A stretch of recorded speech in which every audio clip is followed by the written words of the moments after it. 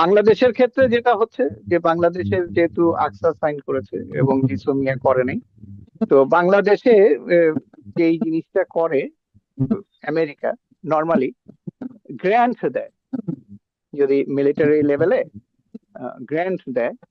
যেমন অনেকগুলো tiger Shark, এই আপনার speed boat, fast moving speed boat, আমি ওইগুলোতে উঠেছি।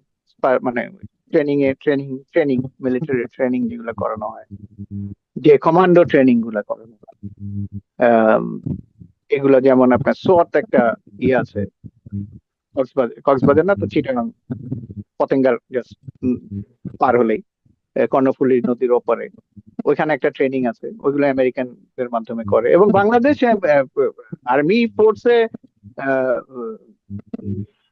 ইউএনএ যে পিস মিশনে যায়, এটা ম্যাক্সিমাম ফান্ড তো আমেরিকান।